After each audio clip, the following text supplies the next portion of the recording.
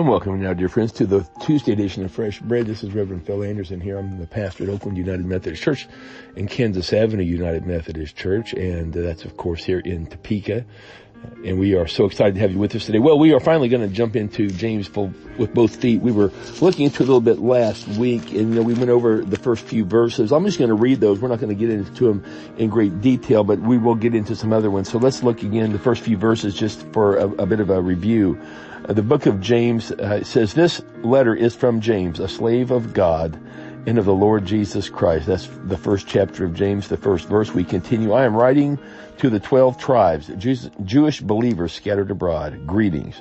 Dear brothers and sisters, when troubles of any kind come your way, consider it an opportunity for great joy. For you know that when your faith is tested, your endurance has a chance to grow. So let it grow. For when your endurance is fully developed, you will be perfect and complete, needing nothing." Well, let's look at that real briefly. I think we got into the first few verses of that last week, but we'll just kind of recap the latter part of that section today. And that has to do with when our faith is tested, your endurance has a chance to grow. And so let it grow, for that means that when it's in fully developed, that is, your endurance has really matured and has gone stronger and more developed, you will be perfect and complete, lacking in nothing, needing nothing, it says here. I tell you what, the endurance factor in a Christian life is so very, very critical. And I think of endurance as when I used to run cross country. I ran cross country as a way to get in shape for basketball, pretty much. But I was always kind of a bit of a distance runner. I guess I was never really a fast distance runner. I think the fastest mile I ever recorded was 5 minutes and 18 seconds. So that was when I was at Topeka High, running around the concrete, or I should say the asphalt track there back on the north side of the school. 5 minutes, 18 seconds, which was, I don't think I could do that now probably, but, back then that was, that was about the fastest I ever really ran. And it wasn't so much I was doing it as a miler, I was doing it as part of cross country. I never really trained to run the mile, but at any rate, the thing about long distance running was this. And it's simply this. No one's going to do it for you. Nobody's going to go out there and run for you. No one is going to put the shoes on. No one's going to put the sweats on. Nobody's going to layer up in several sweatshirts. No one's going to put a scarf over your face and a stocking hat and pull it down, put some gloves on your hands. I used to run with socks on my hands so I could keep like a ball of a fist, so I could keep my hands warm. And I'd go out and run, and I think the coldest day I ever ran was, I think it was like 7 below zero. That was the coldest day. I think I ran it when it was 110 above.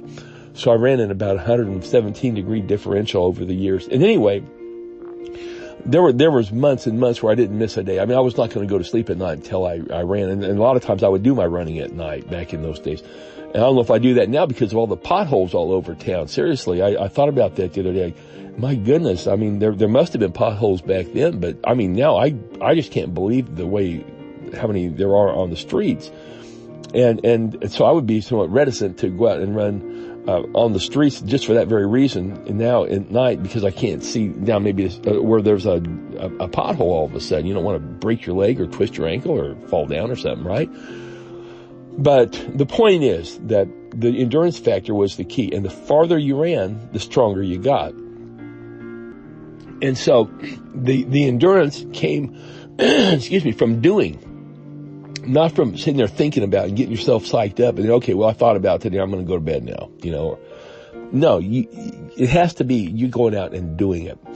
This is what I think James is getting at in this book. It's so practical. It's so real. I just love it because,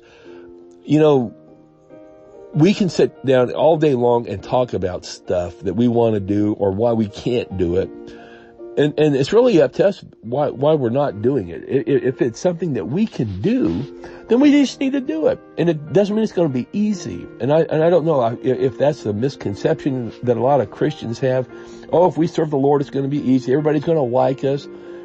I would refer you to the New Testament. Very clearly it says, if they hated me, Jesus said, they're going to hate you. People are not going to line up to pat you on the back. But that doesn't mean we don't want to go out and do what we can do to honor the Lord and to serve Him. And the best way to do that is to keep going, not to get discouraged, not to give up, but to keep going because we are running for that prize that lies ahead of us, as it says in Philippians. Well, friends, great talking to you. We'll be back tomorrow for more on James. Tomorrow we'll start on James 1, chapter 5.